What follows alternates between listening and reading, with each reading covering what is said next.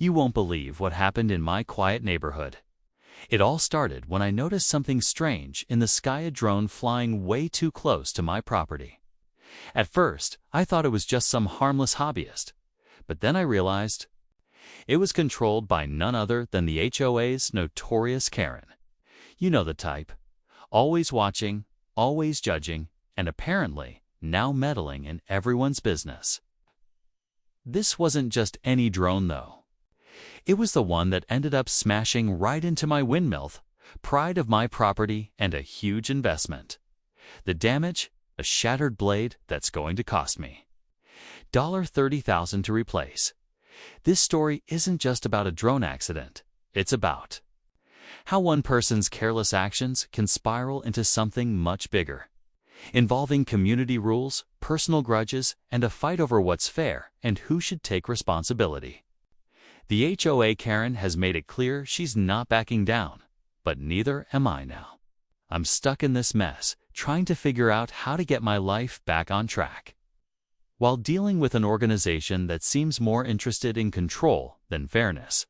As I share this story, you'll meet the key players: the drone pilot who thinks she's above the rules, the windmill that was once a symbol of peace but now a battleground, and me, caught in the middle, trying to stand my ground. There's a lot at stake here: money, property, and the respect every homeowner deserves. But what happens next? Will the HOA Karen admit fault and pay up? Or will this turn into a neighborhood war no one expected? Stick around, because the next part dives into the heated confrontation and the shocking twists that no one saw coming. Trust me, you don't want to miss this. Before the drone crashed into my windmill, things between me and the HOA were tense but manageable. The HOA Karen had a reputation for being strict, always policing every little thing, from lawn heights to fence colors, but I never thought she'd cross a line like this. My windmill wasn't just a decoration. It was a big part of why I loved living here. It was custom-made, one of those expensive, sleek models designed to catch the breeze just right. I had saved up for years to get it, and it gave my property character. So when the drone smashed one of the massive blades, it felt like more than just property damage. It felt personal. What makes this situation even trickier is the HOA's complicated set of rules. They say drones are allowed, but only in certain areas, and definitely not near anyone's structures. Karen ignored all that. She flew her drone right over my yard like she owned the sky. Some neighbors even told me they had seen her being aggressive with other people's property before. There's a growing tension in the community because people are starting to feel like the HOA is abusing its power, and Karen is at the center of it all. I reached out to the HOA board right away, expecting them to back me up or at least take responsibility for their members' actions. But instead, I got silence. No apology, no offer to cover the $30,000 blade replacement. It's like they're protecting her instead of doing what's right. Meanwhile, the cost keeps piling up, and I'm stuck with a broken windmill and a headache that won't go away. There's more to this story than just a drone and a windmill. It's about power, respect, and what happens when neighbors turn into adversaries. And trust me, this is just the beginning. What happens next will change everything for our neighborhood. Things started to get more complicated when I talked to some of the other neighbors. A few of them shared their own stories about run-ins with HOA Karen, complaints about her flying that drone way too close to people's homes, spying on backyard gatherings, even intimidating folks who tried to question her decisions. It became clear she wasn't just careless. She seemed to be using that drone as a tool to control and monitor the neighborhood. That raised a whole new layer to the conflict. Was this really about an accident, or was it a power play? On the other hand, the HOA board members seemed split. Some quietly sympathized with me, recognizing the seriousness of a $30,000 repair bill for a windmill. Others seemed nervous, maybe worried about rocking the boat with Karen, who's known to be very vocal and not afraid to stir drama at meetings. Behind closed doors, there were whispers about bylaws and liability, but no clear answers. I could feel the walls closing in, like the community itself was divided and uncertain about what was fair. Meanwhile, Karen stayed silent publicly, but I caught wind that she was already planning her defense, claiming it was an accident, that I was exaggerating, or that the drone was within the limits allowed by HOA rules. None of that felt right to me, but it made the whole situation feel like it was heading for a messy showdown. On top of that, damage to my windmill wasn't just a financial hit. It shook my sense of peace at home. Every time I looked out the window, I saw the broken blade, reminding me of how fragile this balance between neighbors really is. With the HOA meetings coming up and tension rising, it felt like the whole neighborhood was on edge. No one knew how this would end, but everyone could sense it was far from over. As the days passed, the tension in the neighborhood grew thicker, almost like you could cut it with a knife. The broken windmill stood like a glaring reminder of everything that had gone wrong. I kept trying to get the HOA to take responsibility, but each message went unanswered or met with vague excuses. Meanwhile, Karen's drone flights didn't stop. They seemed even more frequent, as if she was daring me to push back harder. It felt like a personal battle now, and the whole community was watching, waiting to see what would happen next. The upcoming HOA meeting was shaping up to be a showdown.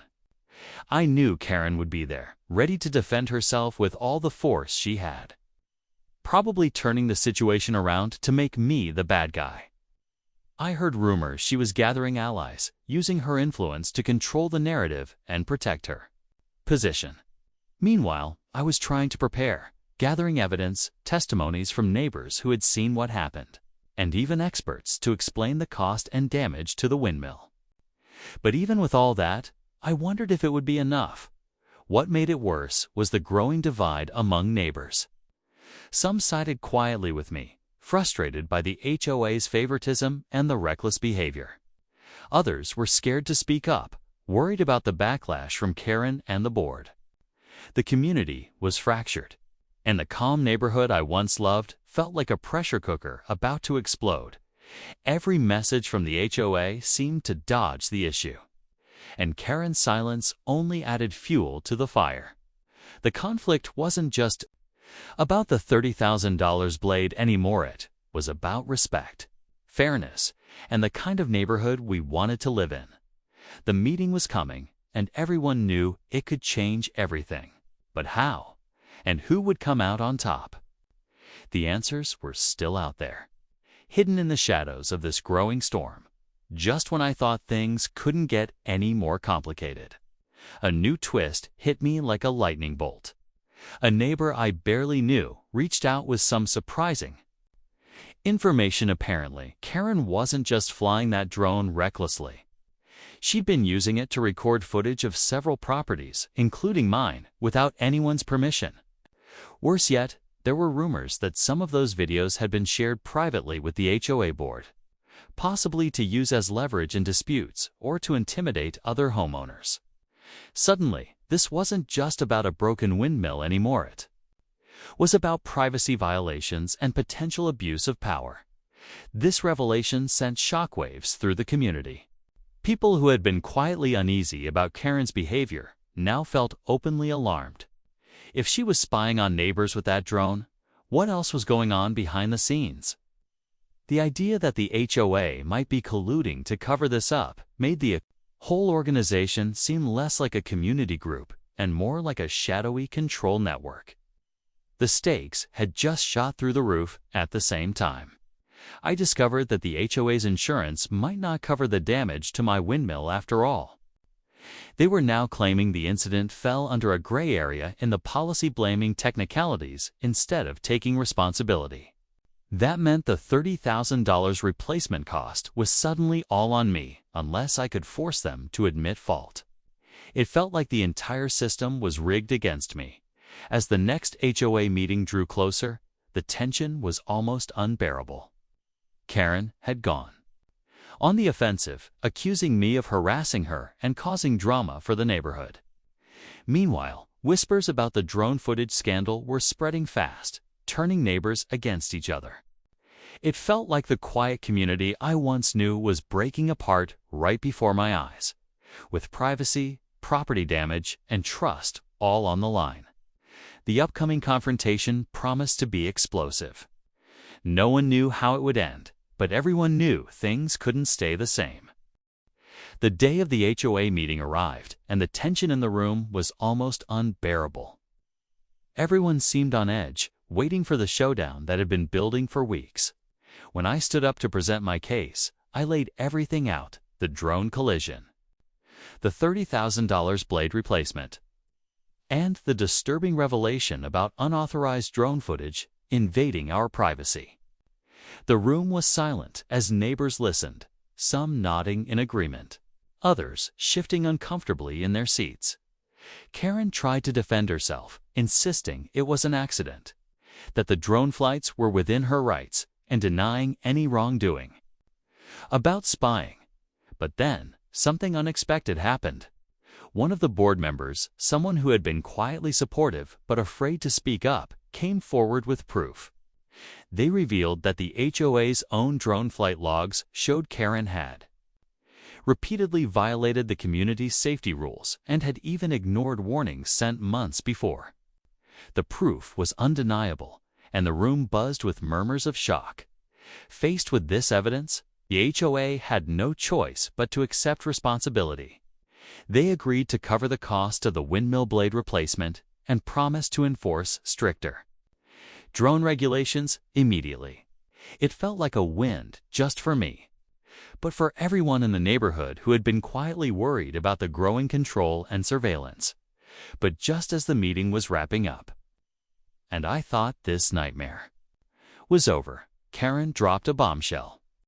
She claimed she had a secret recording, something she said would change everything and prove that I had somehow provoked the incident. The room held its breath. No one knew what that recording contained, but the suspicion was enough to shake the fragile peace we'd just won. The story wasn't finished yet. What was on that recording, and how would it affect everything? For now, the neighborhood was left waiting, caught between relief and uncertainty, knowing that the next chapter was just around the corner. After Karen dropped that bombshell about the secret recording, the tension in the room was thick enough to choke on. But when she finally played it, the atmosphere shifted completely. The recording wasn't what anyone expected. Instead of proving anything against me, it captured Karen herself, admitting she had been reckless with the drone and apologizing for the damage, though she tried to downplay the cost. Hearing her own words made it clear. This wasn't a misunderstanding or an accident caused by someone else. It was her mistake, plain and simple. That moment felt like a turning point, not just for me, but for the whole neighborhood. The HOA finally agreed to fully cover the $30,000 blade replacement for the windmill, and they promised new, stricter rules around drone use to protect everyone's privacy and property moving forward. The board also committed to better communication with homeowners to avoid letting things spiral out of control like this ever again. What really stayed with me was how this conflict exposed something deeper. How easy it is for trust to break down when people start feeling watched and controlled. Karen's actions reminded us all how important respect and boundaries are in a community. It wasn't just about a drone or a windmill. It was about how neighbors treat each other and the lines that shouldn't be crossed. In the end, the windmill was repaired, and the neighborhood slowly started to heal. Karen faced consequences, and the HOA took steps to rebuild trust. I hope this story shows that standing up for what's right matters, even when it feels overwhelming. Sometimes it takes one broken blade to remind us why respect and fairness should always come first in any community.